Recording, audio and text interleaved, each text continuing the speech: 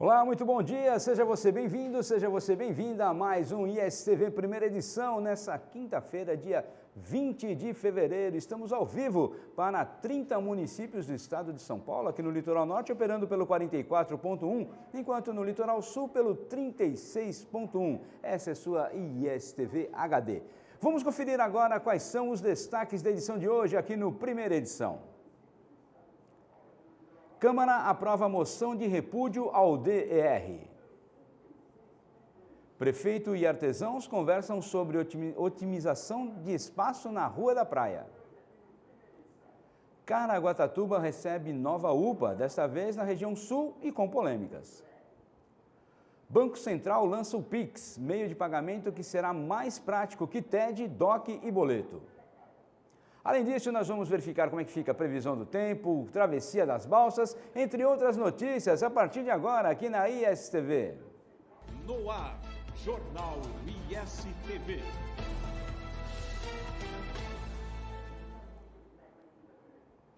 Câmara aprova moção de repúdio ao DER.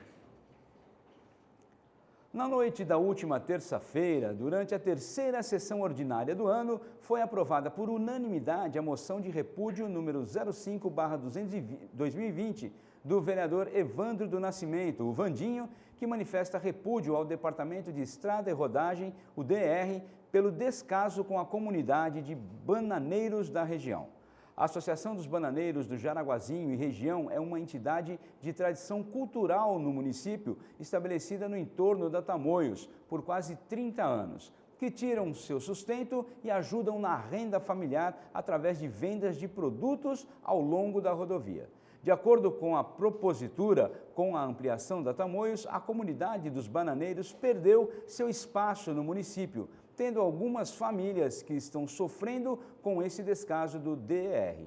O vereador Vandinho, em sua moção, diz que ficou constatado que o DR não tem aberto espaço para diálogo e que esse descaso já perdura por quase 2 anos.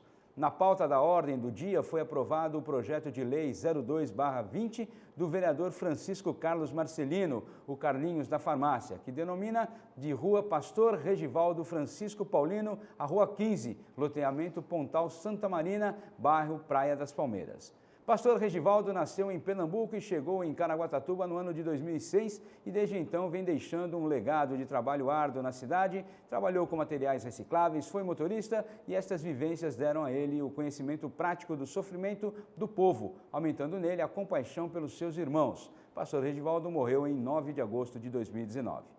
Mais moções foram aprovadas e a sessão contou ainda com a discussão de aprovação de 2 moções do vereador Oswaldo Pimenta de Melo Neto, o China, que apresentou a moção 66/2019 e manifesta congratulações aos alunos do 8º ano da Escola Municipal de Ensino Fundamental, professor Antônio de Freitas Avelar, na pessoa dos professores Emerson Reis de Oliveira e José de Barros Pinto. Enfim, foram algumas moções, algumas coisas que foram acontecendo durante a terceira sessão da Câmara já, né? E a gente sabe ali que tem muitas coisas ainda, e nesse caso, principalmente dos bananeiros, é o que chama atenção. Prefeito e artesãos conversam sobre otimização de espaço na Rua da Praia. O prefeito Felipe Augusto conversou com os artesãos da Rua da Praia, no centro histórico da cidade, para falar sobre a otimização do espaço. O encontro na Casa da Cultura, na tarde da segunda-feira, reuniu cerca de 20 artesãos que apresentaram sugestões e tiraram dúvidas diretamente com o prefeito Felipe Augusto. A responsável pela coordenação dos artesãos, Solange Maria Cavinati, comentou que os trabalhadores apresentaram propostas de mudanças na praça, de revisar a lei da categoria e de investimento em infraestrutura no local.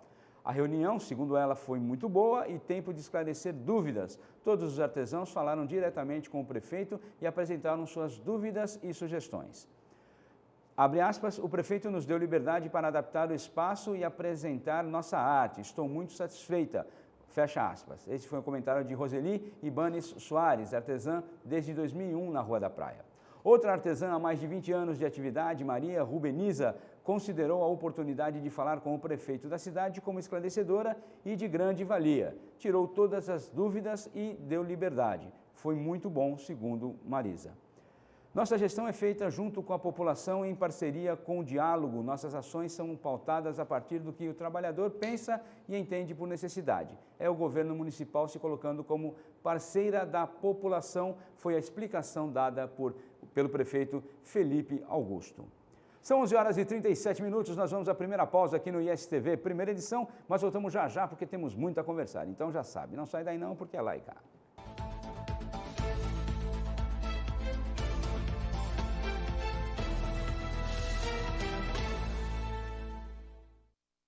São 11h40, estamos de volta com o ISTV primeira edição. Presidente do Sindserv convoca servidores para a Assembleia da Campanha Salarial em discurso na tribuna da Câmara. A presidente do Sindicato dos Servidores Públicos Municipais de São Sebastião, o Sindserv, Audrey Guatura, fez uso da tribuna livre da Câmara na noite da última terça-feira para falar sobre campanha salarial da categoria.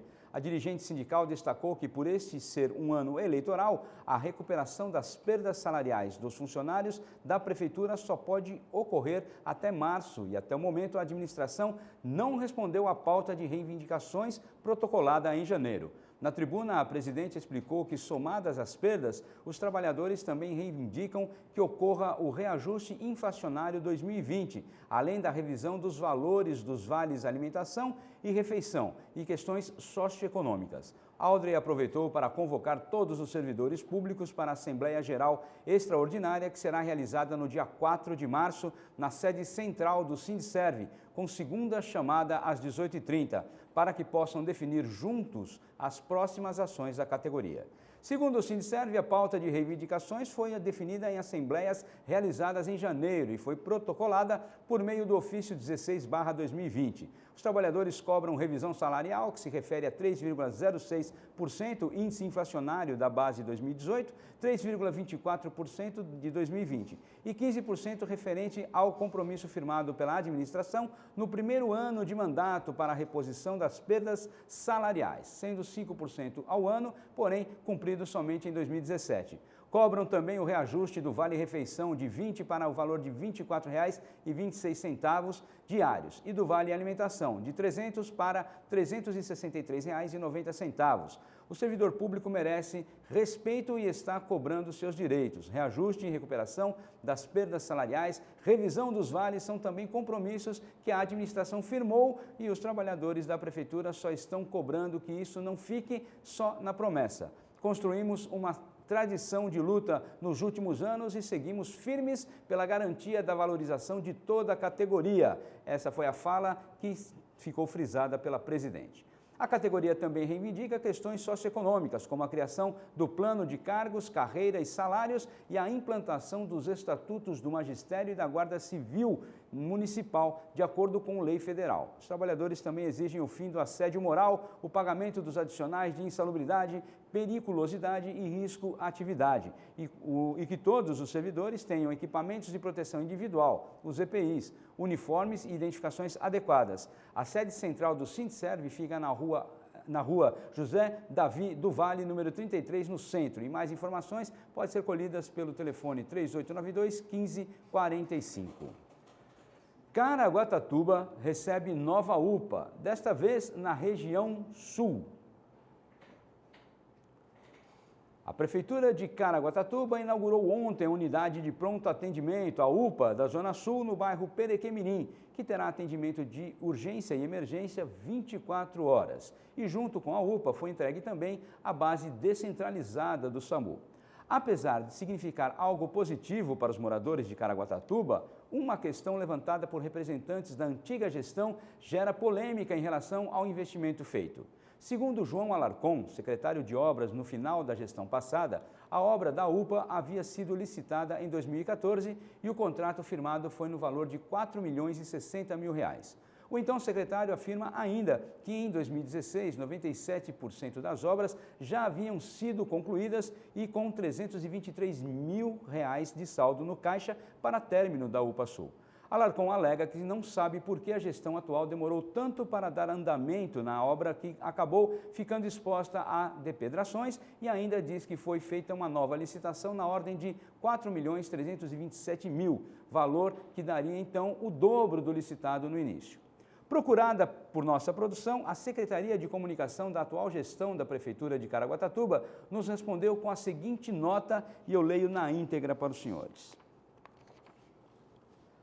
A Prefeitura de Caraguatatuba informa que as obras de conclusão da UPA, Unidade de Pronto Atendimento Sul, seguiram trâmites legais e sem apontamentos do Tribunal de Contas do Estado de São Paulo.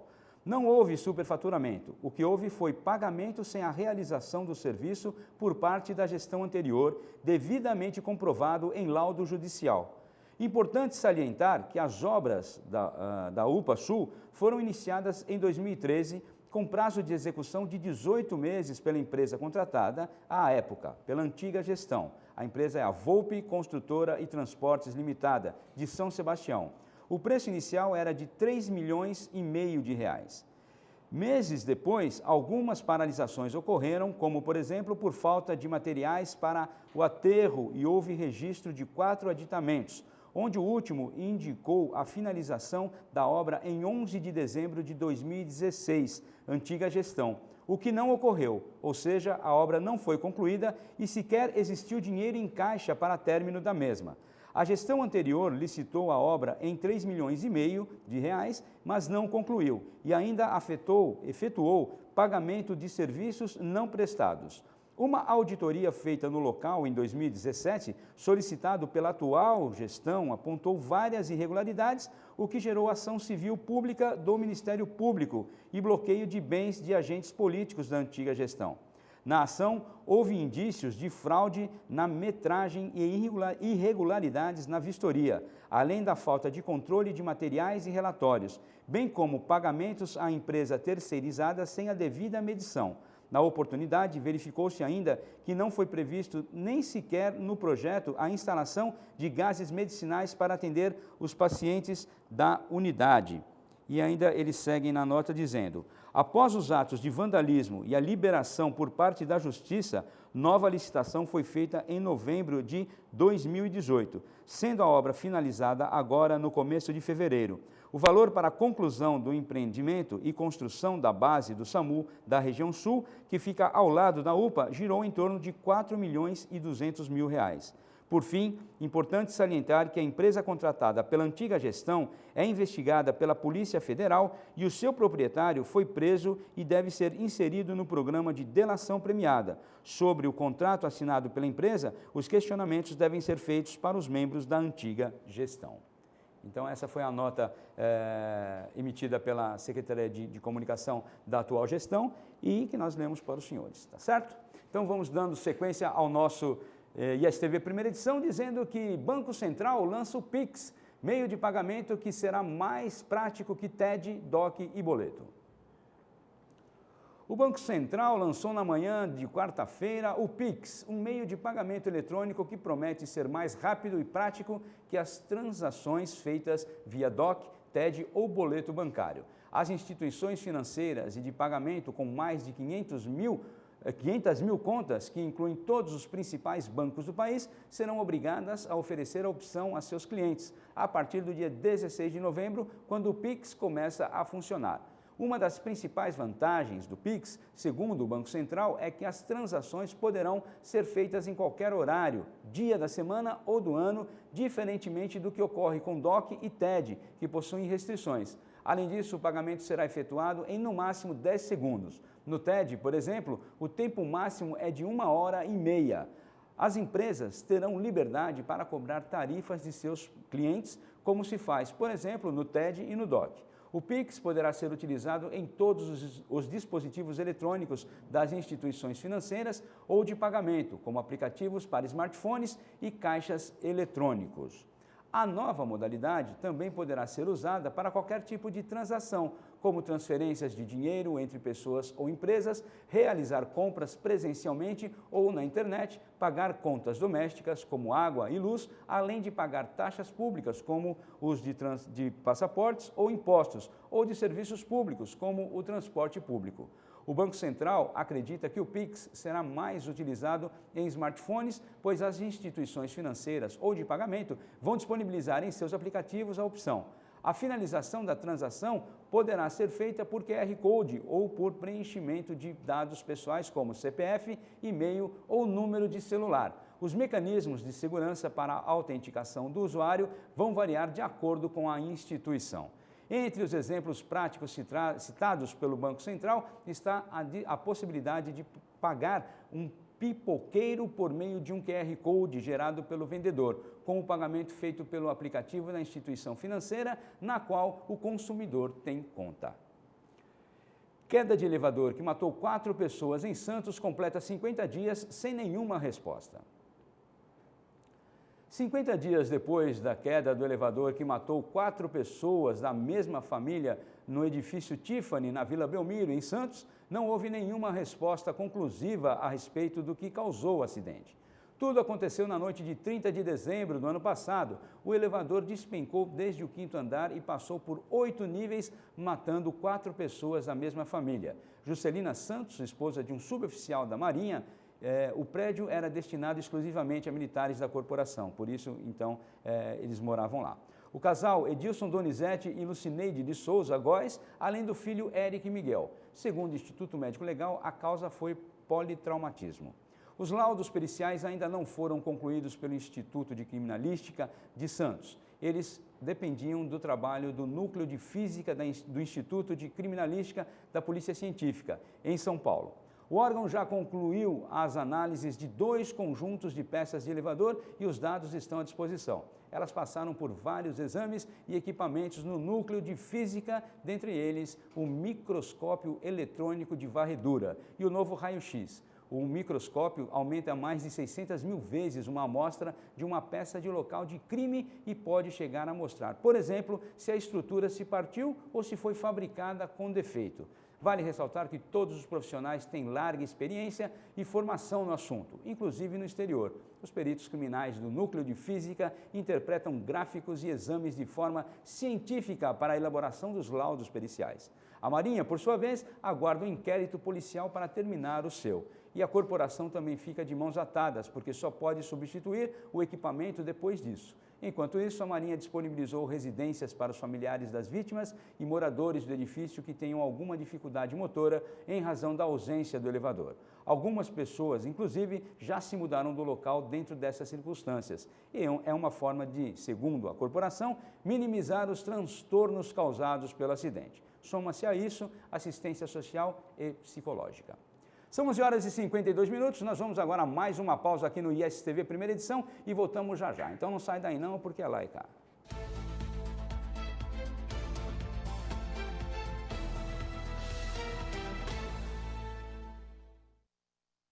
São 11 horas e 55 minutos, estamos de volta com o ISTV Primeira Edição e vamos ver como é que fica a previsão do tempo para hoje no litoral norte e no litoral sul.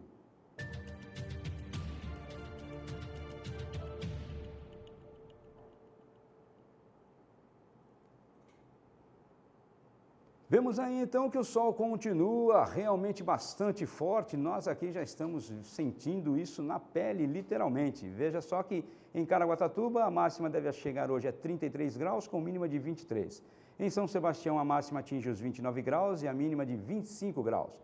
Em Ubatuba a máxima também atinge 33 graus e a mínima fica na casa dos 22 graus. No litoral sul continua da mesma forma, aliás, até um pouco mais do que aqui, né? Veja que no Guarujá, 30 graus é a máxima de hoje para 25 de mínima.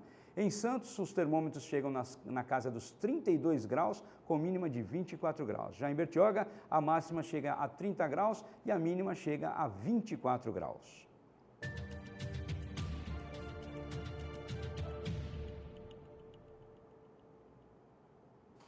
Às 11 horas e 57 minutos agora, vamos ver como é que fica a condição, ou melhor, a possibilidade de travessia das balsas no litoral norte e também no litoral sul. Em São Sebastião e Ilhabela, segundo o site do DR, vemos ali que o tempo de espera são aqueles mesmos 30 minutos de todos os dias, em ambos os lados. Isso porque nesse momento é possível transportar cerca de 328 veículos por hora. Em São Sebastião, vemos ali que a possibilidade também está dentro do esperado diariamente, 15 minutos em ambos os lados. Isso porque a possibilidade de transferência de veículos lá, nesse momento, é de 542 por hora. Fundo de Garantia por Tempo de Serviço vai reduzir descontos no financiamento da casa própria a partir de 2021. Os descontos concedidos a pessoas físicas nos financiamentos à casa própria, com recursos do Fundo de Garantia do Tempo de Serviço, vão cair a partir do próximo ano. A decisão foi tomada pelo Conselho Curador do FGTS, que reuniu-se nesta última quarta-feira em Brasília para revisar o orçamento do fundo. Os subsídios foram definidos em 9 bilhões de reais para este ano, 8 bilhões e meio de reais em 2021 e mais 8 bilhões de reais em 2022. E ainda 7 bilhões e meio de reais em 2023. O presidente do Conselho Curador do FGTS, Júlio César Costa Pinto, disse que a ideia é reduzir os descontos em uma transição suave. Costa Pinto afirmou que já há uma discussão sobre a possibilidade de redução das taxas de juros dos empréstimos, de forma que no final não tenham mudanças em termos de custos para o consumidor. A redução de juros depende de normativos do Conselho Curador. O presidente do Conselho ponderou que, além de incentivar a habitação popular, é preciso priorizar também a remuneração paga aos trabalhadores. Abre aspas, temos que pensar em reembolsar o cotista e também em habitação, foi o que disse o curador. O Conselho aprovou o orçamento para 2020 com um total de 77 bilhões, quase 78 bilhões de reais. Segundo Costa Pinto, houve uma adequação de receitas e despesas. Na revisão do orçamento, que já tinha sido aprovado em dezembro, houve aumento no orçamento para a habitação popular de 62 bilhões de reais para 62 bilhões e 500 milhões de reais. O orçamento para saneamento básico foi mantido em 4 bilhões de reais para a infraestrutura urbana. Segue em 5 bilhões de reais para o FGTS Saúde, que financia entidades hospitalares filantrópicas, e permaneceu em 3,4 bilhões de reais. O Conselho também aprovou o valor nominal que será pago à Caixa Econômica Federal por administrar o Fundo de Garantia por Tempo de Serviço. Esse valor ficou em 2 bilhões 643 milhões. Divididos em 12 parcelas neste ano. A medida provisória que liberou os saques do Fundo de Garantia reduziu a taxa de administração de 1% e 0,5%. A MP foi aprovada pelo Congresso Nacional e convertida em lei no final do ano passado. O Conselho converteu o percentual em valor nominal. Meio-dia, nesse momento, estamos encerrando mais um ISTV Primeira Edição aqui pela ISTV HD e mais uma vez agradecendo sua permanência por aqui, por toda a sua paciência, por sua companhia nessas manhãs que seguimos todas elas em contato. No final da tarde, aliás, no transcorrer da tarde, você tem ainda programação de muita qualidade aqui na ISTV e eu os convido a ficarem conosco acompanhando toda essa programação, que vão de programas de entretenimento, cultura, entre outras mais, com ainda filmes e séries antológicas, filmes antigos que nos levam a um passado muito legal de nossas vidas e no final da tarde voltamos com informações sobre o Litoral Norte e Litoral Sul com o ISTV segunda edição com a Ana Paula Oliva. Eu marco meu encontro com você para amanhã às 11h30, voltarmos a falar de notícias do Litoral Norte e do Litoral Sul. Um grande abraço e até amanhã.